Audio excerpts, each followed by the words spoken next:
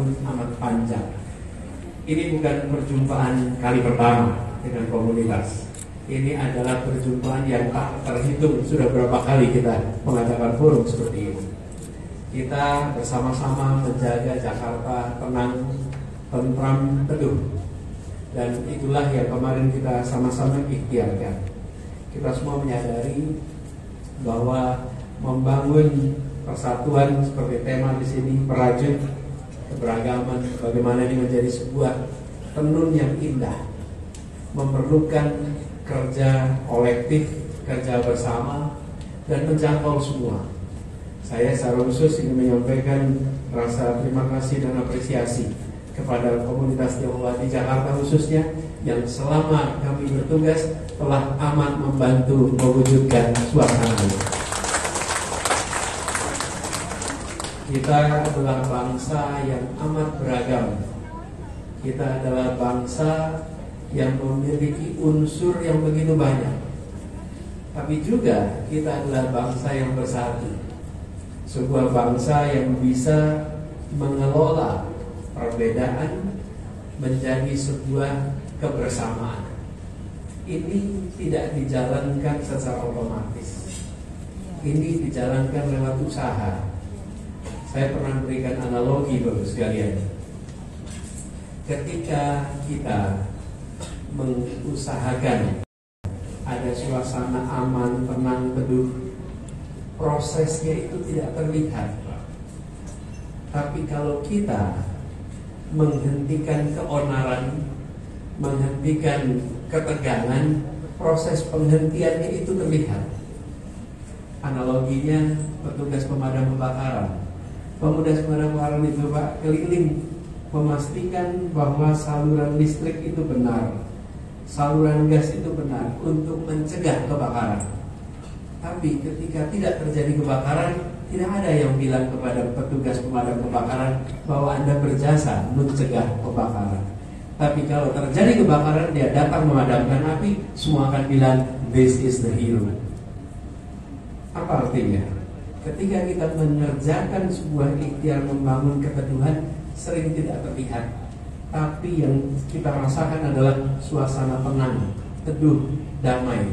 Di balik itu ada proses panjang, menjaga komunikasi, membangun silaturahmi dengan semua, memastikan ada kesetaraan kesempatan, memastikan ada perasaan semua dapat akses yang sama. Itu semua yang kemudian nanti membangun suasana kebersamaan, suasana persatuan.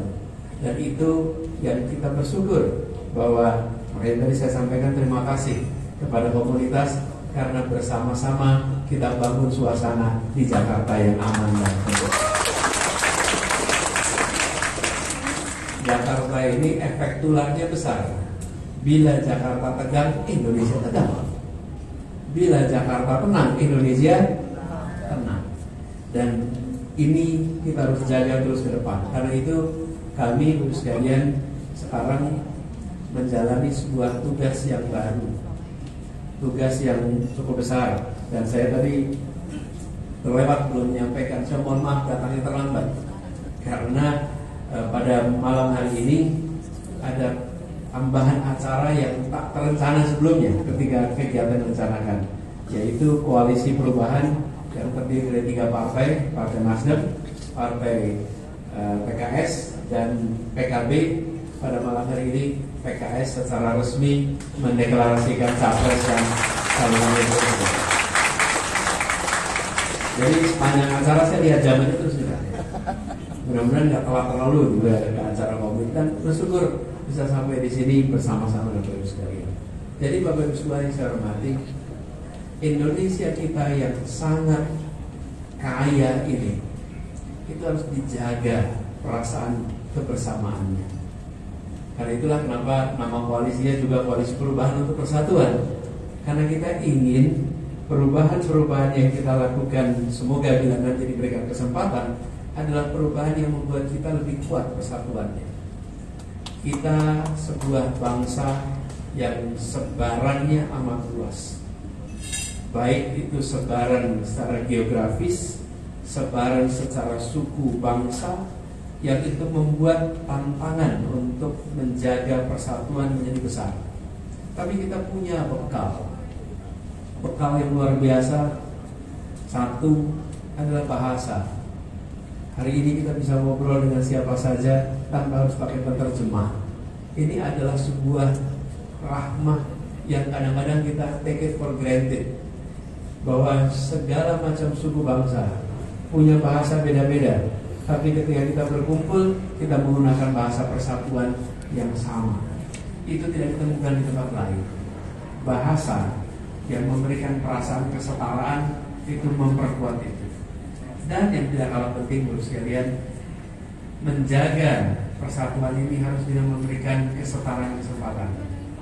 Jangan sampai negara hadir hanya untuk memberikan kesempatan kepada satu kelompok dan tidak pada kelompok yang lain. Setiap kelompok memiliki kesetaraan kesempatan. Begitu itu diberikan, maka suasana persatuan, suasana kebersamaan itu akan hidup. Bahkan Bapak Ibu sekalian yang saya hormati, bila kita ingat para pendiri Republik ini, kalau kita buka catatan perdebatan, mereka itu tidak pernah Bapak Ibu menggunakan istilah minoritas, tidak pernah menggunakan istilah mayoritas. Mereka menggunakan istilah golongan. Apa yang membedakan? Kata golongan tidak mengindikasikan ukuran. Kata minoritas dan mayoritas mengindikasikan ukuran. Dalam perdebatan pendirian Republik dikatakan bahwa Republik ini didirikan, dibangun untuk semua golongan, memberikan kesempatan kepada semua golongan, bukan untuk golongan A, B, C. Disebut itu eksplisit. Karena itu sekitar 10 tahun yang lalu saya pernah menulis sebuah artikel di Kompas. Dalam sebuah artikel itu nanti saya kirim beberapa tulisannya, tapi dalam pembuka itu saya tulis begini, Pak. Republik ini tidak didirikan untuk melindungi minoritas. Republik ini tidak didirikan untuk melindungi mayoritas. Republik ini didirikan untuk melindungi setiap anak bangsa. Jadi kita bicara tentang setiap anak bangsa punya kesetaraan kesempatan. Saya perlu sampaikan, ini bukan pikiran yang disampaikan ketika maju pilpres, Bapak Ibu. Ini adalah pikiran yang sudah ada kira-kira 13 tahun, 14 tahun lalu yang saya tulis. Pesan tentang judulnya tenun kebangsaan. Dan ini harus dijaga tenun itu, seperti istilahnya rajutan itu. Warna-warni itu indah ketika dia dalam harmoni. Dan ini lagi-lagi menjaganya dengan prinsip kesetaraan, prinsip keadilan. Begitu ada keadilan, muncul persatuan. Bila ada ketimpangan, sulit membangun persatuan. Karena itu penting sekali kita menegaskan keadilan untuk semua, kesetaraan untuk semua, dalam fasilitas, dalam kesetaraan kesempatan. Termasuk ketika teman-teman di INTI waktu itu beberapa tahun yang lalu memiliki gagasan untuk membangun kembali gerbang pecinan, gerbang di Chinatown. Apa yang muncul waktu itu? Gagasan. Sudah lama harapan itu diungkapkan. Dan waktu itu saya sampaikan bahwa kota ini adalah kota yang punya sejarah banyak dan panjang. Dan tiap-tiap wilayah punya sejarahnya. Izinkan sejarah yang ada di tempat itu bisa ditumbuhkan dan menjadi sejarah baru untuk perjalanan ke depan, termasuk di kawasan Chinatown. Dan kemudian tadi saya bersyukur lihat gambarnya itu sudah hadir. Diresmikan bulan apa ya waktu itu ya, Pak? Juni ya, bulan Juni tahun lalu. Dan ini menandai bahwa kita ingin kota ini mencerminkan perasaan itu. Nah, sekarang ke depan kita ingin Indonesia yang punya perasaan kesetaraan yang sama. Dan itu artinya ini harus diusahakan sebagaimana kita bekerja sama kemarin di Jakarta. Jadi ketika saya mendengar komunitas masyarakat Indonesia Tionghoa menyampaikan siap untuk bekerja bersama, yuk kita bangun Indonesia yang suasana ketenangan, keadilan, kedamaian dibangun sebagaimana dikerjakan kemarin ketika di Jakarta. Saya sering sampaikan, kalau bicara tentang besok itu bisa mengatakan apa saja. Yang mengungkapkan tidak perlu bawa bukti, yang membantah juga tidak punya bukti untuk membantah, karena bicara tentang masa depan. Tapi bila bicara yang tentang yang sudah dikerjakan, maka itu menjadi sebuah dasar untuk kita memprediksi ke depan. Itulah sebabnya Bapak Ibu juga kalau merekrut seseorang pasti tanya, sudah mengerjakan apa? Bukan tanya besok mau melakukan apa. Karena kalau besok melakukan apa, yang Bapak wawancara bisa ngarang apa saja.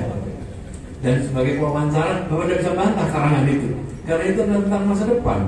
Tapi kalau besok sudah mengerjakan apa, maka itu adalah proyektor terbaik, prediktor terbaik atas apa yang akan dikerjakan di masa depan.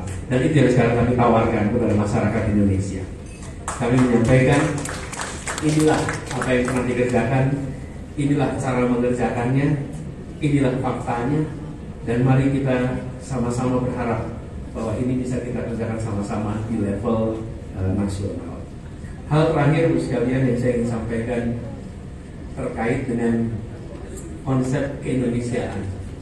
Saya pernah ungkapkan ini dalam pertemuan inti kira-kira setahun yang lalu. Kalau boleh saya ulang dalam kesempatan ini. Saya membayangkan Indonesia ini seperti sebuah persenyawaan. Persenyawaan itu adalah tergabungnya dua unsur atau lebih yang dia membentuk unsur baru.